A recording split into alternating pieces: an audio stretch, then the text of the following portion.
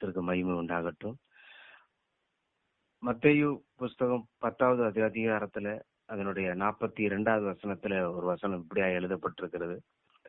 Season என்னும் நாமத்தின் நிமித்தம் இந்த சிறியரில் ஒருவனுக்கு ஒரு கலசம் தண்ணீர் மாத்திரம் குடிக்க கொடுத்தால் தன் பலனை அடையாமற் போகான் என்று மெய்யாகவே மெய்யாகவே உங்களுக்கு சொல்லுகிறேன்.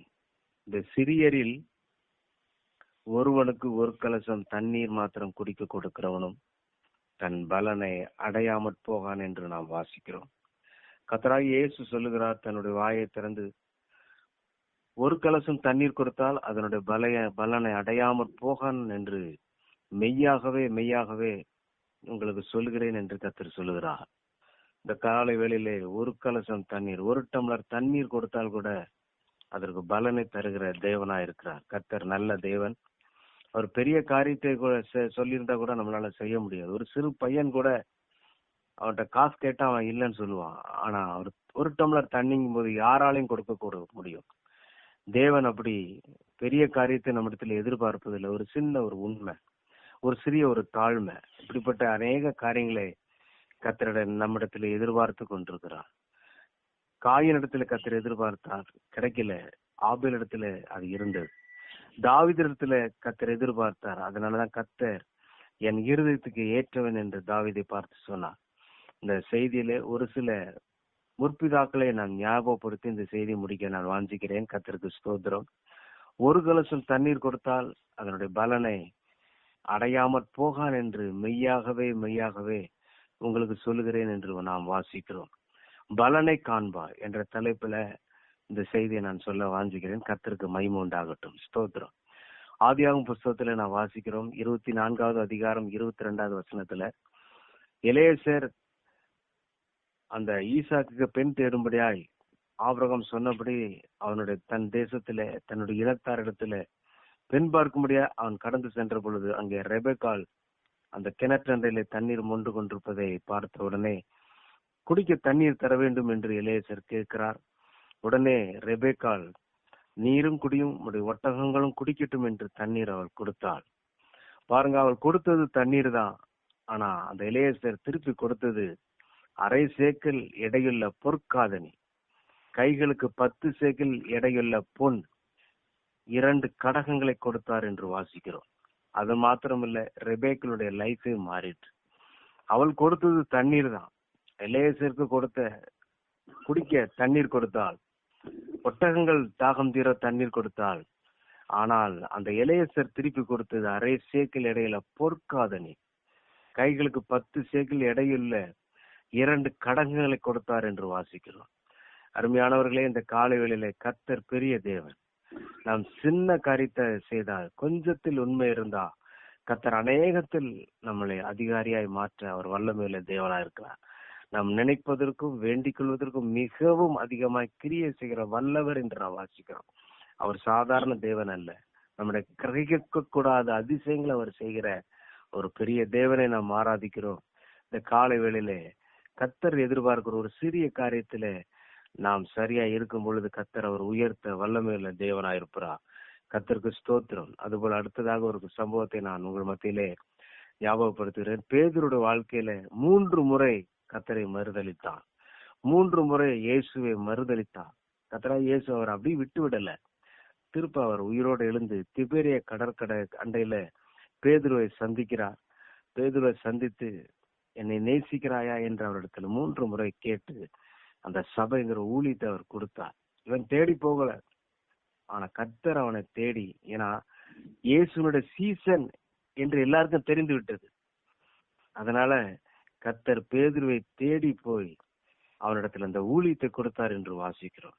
அது மாத்திரம் இல்ல, எலிசாவுடைய சம்பவத்திலே கூட நாம் பார்க்கும் பொழுது அந்த அந்த சம்பவத்திலே நாம் பார்க்கும் பொழுது எலியா எடுத்துக்கொள்ளப்பட போகிறார் என்று அந்த சுற்றியுள்ள ஜனங்களுக்கு எல்லாம் தெரிஞ்ச உடனே அந்த எலிசாவுக்கு அவன் கேட்கல. அவன் எலியாவுக்கு பான பாத்திரக்காரனா இருந்தான், கைகளுக்கு தண்ணீர் வார்க்கிறவன். அவன் பெரிய ஊழியெல்லாம் ஒண்ணு செய்யல. எலியாவின் கைகளுக்கு தண்ணீர் வார்க்கிற ஒரு எலிசா. ஆனா எலியா எடுத்துக்கொள்ள போகிறார் என்ற உடனே எலிசா கூட கேட்கல. எலியா கேட்கிறார், நான் எடுத்துக்கொள்ளப்படும் முன்னே என்னிடத்தில் கேள் என்று அந்த எலிசா கேட்பதை நாம் பார்க்கிறோம். கர்த்தருக்கு ஸ்தோத்திரம், கர்த்தருக்கு மகிமை உண்டாகட்டும். கர்த்தர் நம்முடைய தேவன், அவர் வல்லமையுள்ள தேவன். நமக்காக யாவற்றையும் அவர் செய்ய வல்லமையுள்ள தேவனா இருக்கிறார். எதையும் அவர் நமக்கு செய்ய அவர் வல்லமையுள்ள தேவனா இருக்கிறார். 2 ராஜாக்கள் புஸ்தகம் 2வது அதிகாரத்தில் இந்த சம்பவத்தை நாம் பார்க்கிறோம். ஆனா சாதாரணமா அவருடைய வாழ்க்கை எலியாவுக்கு தண்ணீர் வார்த்து விட்டு அப்படி முடிந்து போக அவன் நினைச்சிருந்தான். ஆனா எலியா என்னிடத்தில் கேள் என்ற உடனே அவன் சொன்னபடியே கர்த்தர் 2 மடங்கான ஒரு அபிஷேகத்தை அவன் பெற்றுக்கொண்டான் என்று வாசிக்கிறோம். பாருங்க, எலிசாவின் மூலமா அந்த சாவு இருந்தது, ஆனா அதை மாற்றினான் என்று வாசிக்கிறோம். காற்றையும் காண மாட்டாய், மழையையும் காண மாட்டாய், தண்ணீரால் நிரப்பப்படும் வாய்க்கால்கள் என்று சொன்னது போல அந்த வாய்க்கால்கள் தண்ணீரால் நிரப்பப்பட்டது என்று வாசிக்கிறோம். எலிசா மரித்தவுடன் அவருடைய கால் எலும்பப்பட்டு ஒரு டெட் பாடி உயிர்த்தது எல்லாம் நாம் பார்க்கிறோம். சாதாரண எலியாவுக்கு தண்ணீர் வார்த்தவன் தான்.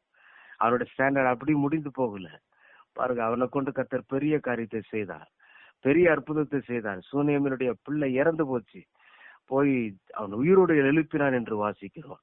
ஒரு தீர்க்க தரிசியுடைய புத்திரருடைய மனைவி கடன் பட்டிருந்தா, அவன் புருஷன் இறந்து போயிட்டா, 2 பிள்ளைகளை அடிமையாக்க வந்திருக்கிறார்கள். அவன் பொழுது எலிசா சொன்னது, உன்னிடத்தில் என்ன இருக்கிறது, எண்ணெய் பாருங்க. சொன்னபடியே எண்ணெயை பக்கத்து வீட்டு பாத்திரங்கள் எல்லாம் வாங்கி அவன் நிரப்பி கடனை விற்று தீர்த்தாள் என்று நாம் வாசிக்கிறோம். சாதாரணமாக எலியாவுக்கு ஒரு பான பாத்திரக்காரனா, கைகளுக்கு தண்ணீர் வார்க்கிறவனா இருந்தவனை கர்த்தர் உயர்த்தினார் என்று வாசிக்கிறோம். அதுபோல நம்முடைய வாழ்க்கையில கர்த்தருக்காக ஒரு சிறிய காரியத்தை செய்யலாம். போதும், நம்முடைய வாழ்க்கை இப்படி முடிந்து போனால் போகும் என்று நினைக்கலாம். இல்ல, கர்த்தருடைய எண்ணம் வேற, அவருடைய எண்ணம் சிந்தை வேற, நம்மளை உயர்த்துற ஸ்தானங்கள் வேற. நம்முடைய எண்ணங்களை மாற்றி சாதாரணமாய் தண்ணீர் வார்த்த அந்த எலிசாவை கொண்டு கர்த்தர் பெரிய காரியத்தை செய்தார் என்று வாசிக்கிறோம். சாதாரணமாய் தண்ணீர் வார்த்த அந்த ரெபேக்காளை கர்த்தர் அவர் வாழ்க்கையை மாற்றினார் என்று வாசிக்கிறோம். கர்த்தருக்காக செய்கிற சிறிய ஊழியங்களை கர்த்தர் மனதில் வைத்திருக்கிறார், அவர் எண்ணத்தில் வைத்திருக்கிறார். கண்டிப்பா நம்முடைய வாழ்க்கையில அவர் உயர்த்த வல்லமையுள்ள தேவனா இருக்கிறார். இதோட நம்முடைய வாழ்க்கை முடிஞ்சிருச்சு, நம்ம நிலவரம் இதே போதும், ஒரு சாதாரண பிலிவரா இருந்துட்டு போயிடணும், அப்படி இல்லை. நம்மளை கொண்டு அவர் பெரிய காரியங்களை அவர் செய்ய வல்லமையுள்ள தேவனா இருக்கிறார். கர்த்தருக்கு ஸ்தோத்திரம். கர்த்தருக்குள் நாம் திடப்படுவோம், கர்த்தருக்குள் நாம் இன்னும் பலன் அடைவோம். கர்த்தரால் எல்லாம் கூடும். யோசேப்பு கூட பாருங்க, ஆதியாகமம் 39வது அதிகாரம் 9வது வசனத்துல அவன் சொல்றான், போத்திபார் மனைவிட்ட சொல்றான், இந்த வீட்டில் என்னிலும் பெரியவன் இல்லை என்று அவன் சொல்லுகிறான்.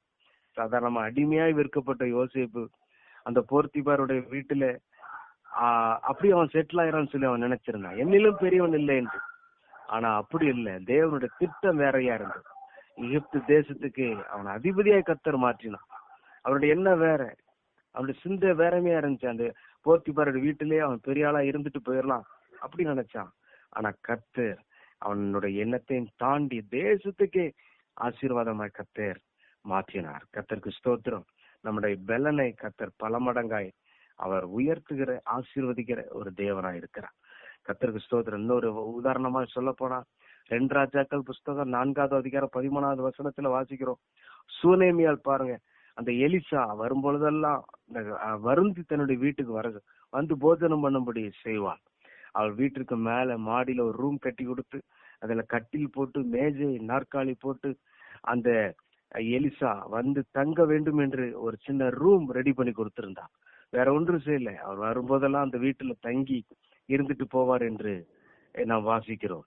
ஆனா எலிசா கேயாசியை பார்த்து, சகல சலக்கரணையோடு கூட நமக்கு உதவி செய்கிறாளே, இவளுக்கு நாம் ஏதாவது செய்ய வேண்டும் என்று கேள்ன்ற உடனே அந்த சூனேமியால் சொல்லுகிறாள், நான் என் ஜனத்தாரோடு கூட நான் சுகமா இருக்கிறேன், எனக்கு ஒன்று வேண்டாம் அப்படின்னு சொல்லுகிறான். ஆனா எலிசா விடல. திருப்ப அந்த கேயாசி சொல்றா, அவளுக்கு குழந்தை இல்லை அப்படின்னு. உடனே உற்பத்தி கால திட்டத்திலே ஒரு குமாரனை அணைத்து கொண்டிருப்பாள் என்று அந்த எலிசா அங்க ஒரு அற்புதத்தை செய்து விட்டு போனார் என்று வாசிக்கிறோம். அவள் சொல்லுகிறார், எனக்கு ஒன்று வேண்டாம், நான் என் ஜனத்தாரோடு சுகமா இருக்கிறேன் என்று சொல்லுகிறார். அதையும் தாண்டி ஒரு ரூம்ல தங்க இடம் கொடுத்தது நிமித்தம் அந்த எலிசா அந்த மலடியா இருந்த அவருடைய வாழ்க்கையில ஒரு குமாரனை கொடுத்தார் என்று வாசிக்கிறோம். இந்த காலை வேளையில இந்த செய்தி கேட்டுக்கொண்டிருக்கிற நம்முடைய வாழ்க்கையில சாதாரணமா நம்முடைய என்ன, சரி இவ்வளவுதான், நம்முடைய ஸ்டாண்டர்ட் இவ்வளவுதான், பிள்ளைகளுடைய வாழ்க்கை இவ்வளவுதான், ஊழியம் இவ்வளவுதான், நம்முடைய வேலை இவ்வளவுதான், அப்படி இல்லை. நமக்கு ஒரு ப்ரமோஷனை கத்தர் வைத்திருக்கிறார். நமக்கு ஒரு அப்கிரேடை கத்தர் வைத்திருக்கிறார். நமக்கு ஒரு உயர்வை கத்தர் வைத்திருக்கிறார். வேதம் ஒரு நாள் பொய் சொல்வதில்லை. சமாரியா ஸ்திரீ பாருங்க, அவரோட சாட்சி இல்லாத ஒரு வாழ்க்கை தான். ஆனா கர்த்தராகிய இயேசுக்கு குடிக்க தண்ணீர் கொடுத்த பொழுது அவள் பாருங்க, அந்த தேசத்தை சமாரியா பட்டணத்தை ரட்சிக்கக்கூடிய ஒரு விசுவாசியை கர்த்தர் மாற்றினார். அவருடைய பின்னிலைமை ரொம்ப மோசமா இருந்தது. ஆனா கர்த்தராகிய இயேசுக்கு குடிக்க கொஞ்சம் தண்ணீர் கொடுத்தால் கர்த்தர் அவளை ஆசீர்வதித்தார் என்று வாசிக்கிறோம். இந்த செய்தி கேட்டுக்கொண்டிருக்கிற நம்முடைய வாழ்க்கையில நம்மளுடைய அவிசுவாசத்தை எடுத்து போடுவோம், அதைரியத்தை எடுத்து போடுவோம், போதுங்கிற மனப்பான்மை எடுத்து போடுவோம். கர்த்தருக்காக செய்யும் பொழுது கர்த்தர் பலவிதமாய் அபரிவிதமாய் கர்த்தர் நம்மளை ஆசீர்வதிக்கிற தேவனாய் இருக்கிறார். வேதத்தில் கூட நம்ம வாசிக்கிறோம், இடங்கொள்ளாமற் போக மட்டும் கர்த்தர் நம்மளை ஆசீர்வதிக்கிற தேவனாய் இருக்கிறார். வானத்தினுடைய பலங்கணிகளை திறந்து இடம் கொள்ளாமல் போக மட்டும் ஆசீர்வதிக்கிற தேவன் நம்முடைய ஆண்டவருடைய பெயர். இடம் கொள்ளாமல் போக மட்டும் நம்மளை ஆசீர்வதிக்கிற ஒரு தேவனாயிருக்கிற. இதற்கு காரணம் ஒரு சிறிய காரியம் தான். இந்த சிறியரில் ஒருவனுக்கு ஒரு கலசம் தண்ணீர் கொடுத்தால் அதனுடைய பலனை அடையாமல் போவதில்லை என்று மெய்யாகவே உங்களுக்கு சொல்கிறேன் என்று கர்த்தராகிய இயேசு சொல்கிறார். இந்த செய்தி கேட்டுக்கொண்டிருக்கிற கர்த்தருடைய ஜனமே, ஒரு வேலையில உங்க ஸ்தானத்துல அதிருப்தியா இருக்கலாம். இந்த வார்த்தை உங்களை ஊன்ற கட்டட்டும். இந்த வார்த்தை உங்களை எழுப்பட்டும். எலிசா பான பாத்திரக்காரனா இருந்தான், கைகளுக்கு தண்ணீர் வார்த்தை வந்தான். பாருங்க, அவன் மரித்த பொழுது அவனுடைய கால் எலும்புப்பட்டு அந்த செத்து போன மனுஷன் உயிரிழந்தான் என்று வாசிக்கிறோம். கர்த்தர் நம்மளை கொண்டு பெரிய காரியங்களை செய்ய வல்லமையுள்ள தேவனா இருக்கிறார்.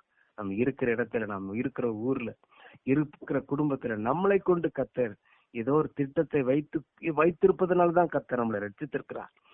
நம்மளை கொண்டு ஏதோ ஒன்று செய்ய வேண்டும் என்று சொல்லிதான் கர்த்தர் நம்மளை ரட்சித்திருக்கிறார். நமக்கு பக்கத்து வீட்டுக்காரங்க ரட்சிக்கப்படல, நம்ம வேலை பார்க்கிற இடத்துல அநேக ரட்சிக்கப்படல.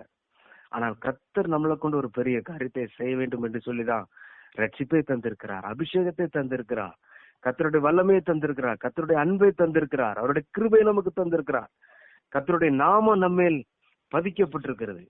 உபாகம் புஸ்தகத்துல 28வது அதிகாரம் 10வது வசனத்திலே வாசிக்கும் கர்த்தருடைய நாமம் உண்மையில் இருப்பதை ஜனங்கள் கண்டு பயப்படுவார்கள் என்று வாசிக்கிறோம். கர்த்தருடைய நாமம் நம்மேல் பதிக்கப்பட்டிருக்கிறது. நாம் சாதாரண ஆட்கள் அல்ல, கர்த்தருடைய நாமம் நம்மேல் பதிக்கப்பட்டிருக்கிறது. இந்த பூமியிலே கர்த்தருக்காக நாம் ஜீவிப்போம், கர்த்தருக்காக நாம் வாழுவோம். எலிசா கொண்டு கர்த்தர் பெரிய காரியத்தை செய்தது போல பேதுரு 3 முறை மரித்த வந்தான்.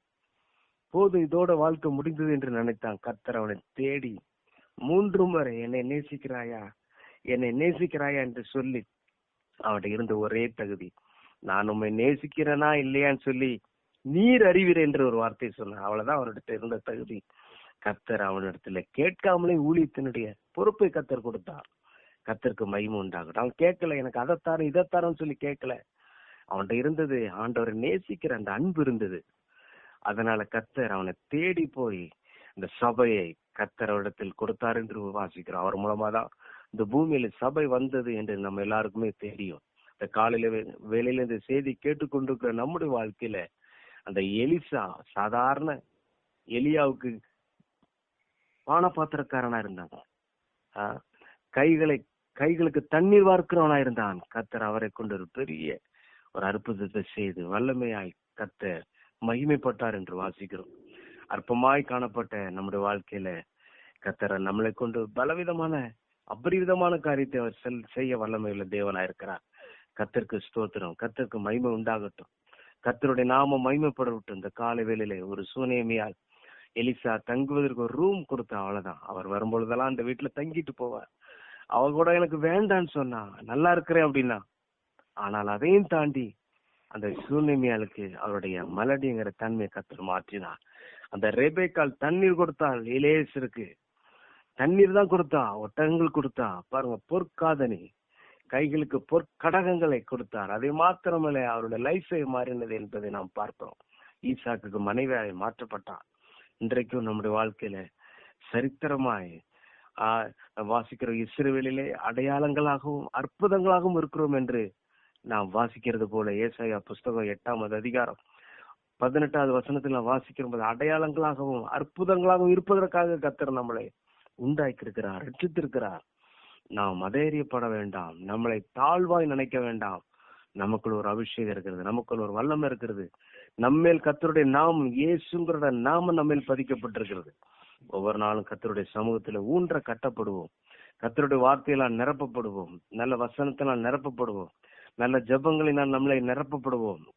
ஸ்தோத்திரங்களினால் நம்முடைய ஆத்மாவை நிரம்ப நிரம்ப நாம் யார் என்பது நமக்கு தெரியும்.